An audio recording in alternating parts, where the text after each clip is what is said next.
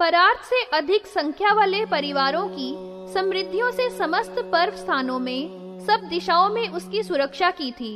वह रथ 10 योजन ऊंचा और 4 योजन चौड़ा था। ऐसा वह महारागी का चक्र राजरथेंद्र गमन करता हुआ शोभित हुआ था।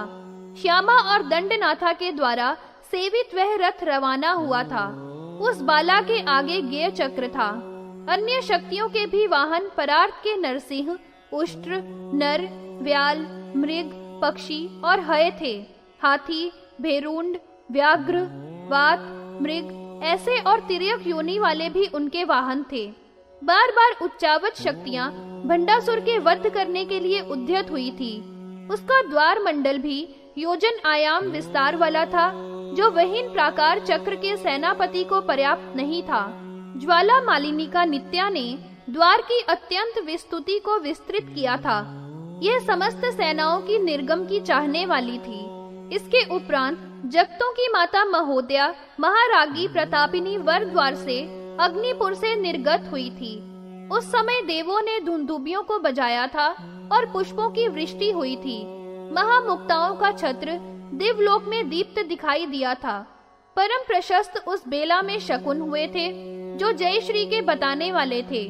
ललिता की सेना में तो अच्छे निमित्त हुए थे और शत्रु की सेना में उत्पात हुए थे। फिर दोनों सेनाओं में युद्ध प्रवृत्त हो गया था। सपाटा भरते हुए वाणों से युद्ध में स्तोमबद्ध अंधकार की छटा थी।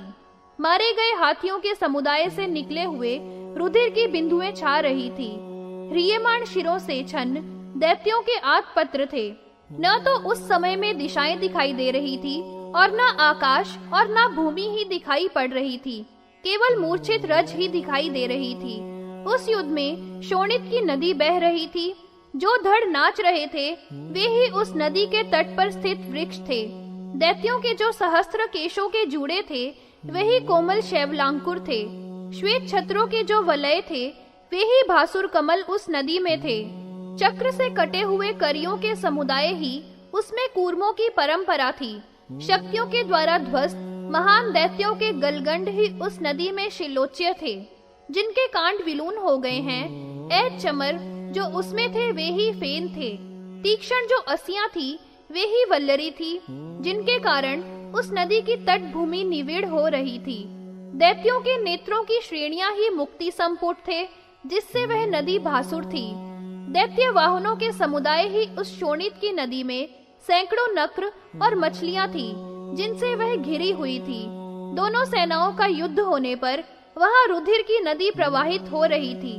इसके अनंतर श्री ललिता देवी और भंड का युद्ध हुआ था। उसमें अस्त्र और प्रत्यस्त्र का ऐसा संक्षोभ हुआ था कि समस्त दिशाएं तुमुलीकृत हो गई थी। वह युद्ध धनुष की डोरी की टंकारों और हुंकारों से अत्यंत भीषण हो गया था।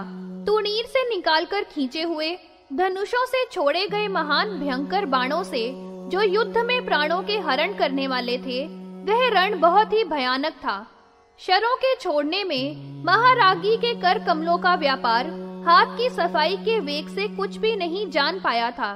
हे कुंभ संभव, संग्राम में जो हुआ था उस सबको मैं बतलाऊंगा, आप श्रवण करिए। वे बाण ऐसे थे कि संधान के समय में एक ही प्रकार का था, वही चाप से निकलने पर 10 प्रकार का हो जाता था। गगन में 100 प्रकार का, दैत्यों की सेना में प्राप्त होने पर सहस्त्र प्रकार का होता था और दैत्यों के अंगों के संगम में संप्राप्त होकर करोड़ों प्रकार का हो जाता था। परांधकार का सृजन करती हुई और रोदसी को शरों से भेदन करती हुई महारागी ने विशाल बाणों से प्रचंड के मर्मों का भेदन कर दिया था। भंड ने क्रोध से लाल नेत्रों को वहन करते हुए उस दैत्य ने बड़े पारीशरों के जालों की ललितेश्वरी के ऊपर वर्षा की थी। उसने अंधतामिस्त्र नाम वाले महाअस्त्र को छोड़ा था। महेश्वरी ने महातरणी वान से उसको काट दिया था।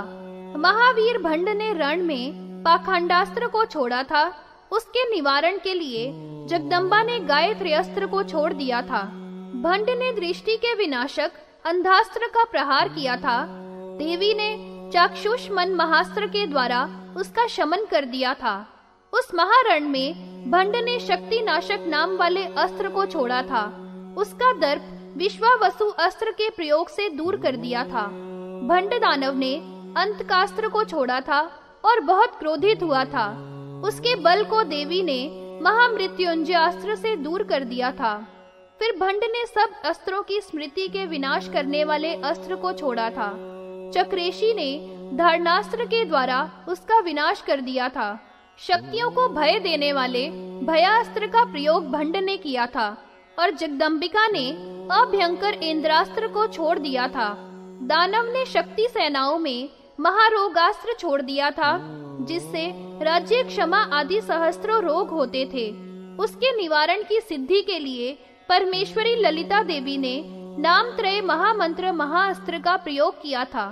उस महेशानी को नमस्कार करके उसके भक्तों ने व्याधि मर्दन को करने के लिए तीनों लोकों में नियुक्त अपने स्थान को चले गए थे। शरों से उत्थित अच्युत, अनंतर और गोविंद हुंकार मात्र से ही रोगों को दग्ध करके उनको प्रसन्न किया था।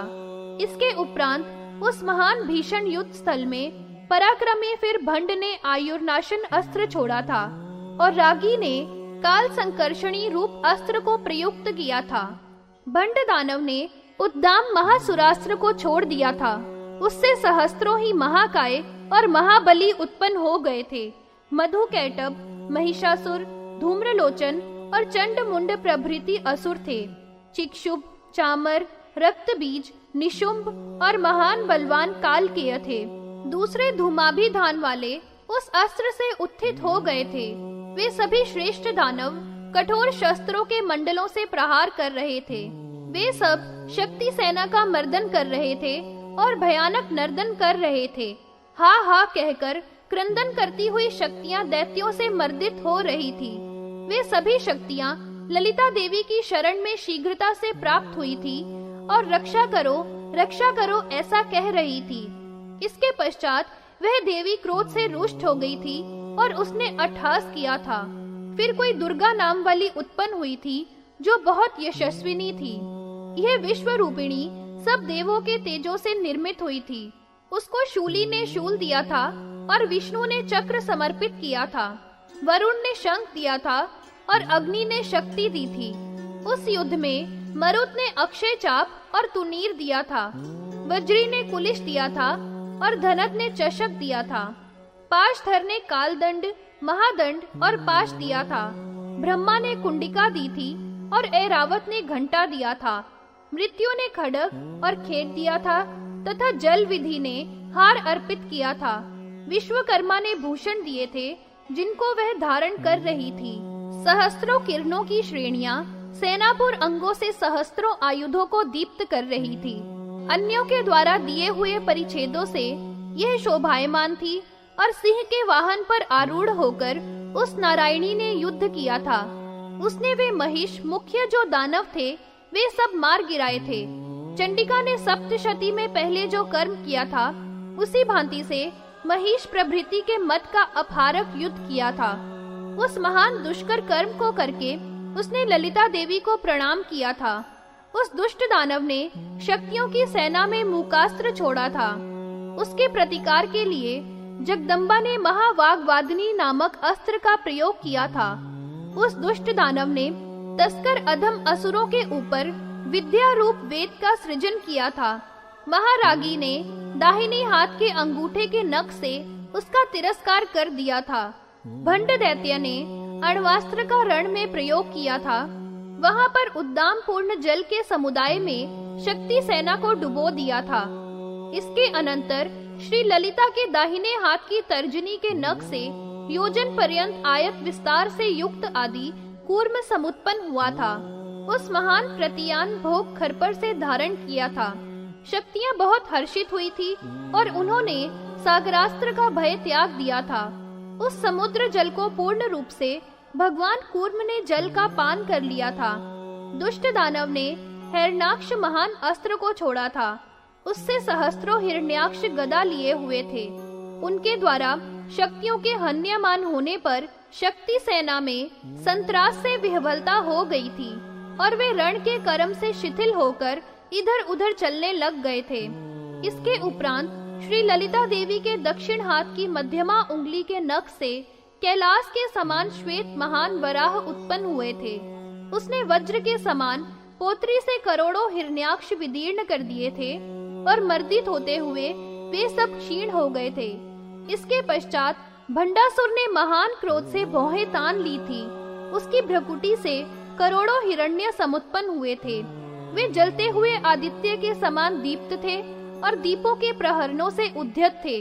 उसने शक्तियों की सेना का मर्दन किया था और प्रहलाद का भी मर्दन किया था। जो प्रहलाद शक्तियों का था वह परमानंद लक्षण वाला ही था। वह ही एक बालक होकर हिरण्याक्ष के द्वारा परिपीड़ित हुआ था। वह ललिता की शरण में प्राप्त हो गया था। रागी ने उस पर कृपा की थी। इसके पश्चात शक्तियों के आनंद स्वरूप प्रहलाद की रक्षा करने के लिए ललिता देवी ने दाहिने हाथ की अनामिका को हिलाया था। उससे जटाओं के जाल को हिलाने वाले 3 नेत्रों से युक्त जो जाज्वल्यमान थे, सिंह के मुख वाले पुरुषा आकार और कंठ के नीचे जनार्दन, कारुद्र के रूप वाले, नखों के आयुधों से संयुक्त घोर अट्ठास वाले उत्पन्न हुए थे। उनकी भुजाएं सहस्त्रों की संख्या में थी और वे ललिता की आज्ञा के पालक थे। जो भंड की बाहों से समुत्पन्न हिरण्यकश्यप थे, उन सबको क्षण भर में कुलिश के समान कर्कश नखों से विदीर्ण कर दिया था। फिर ललिता देवी ने सब देवों के विनाशक एक महान घोर बलिंद्रास्त्र को प्रत्येक भंड महासुर के प्रति छोड़ा था।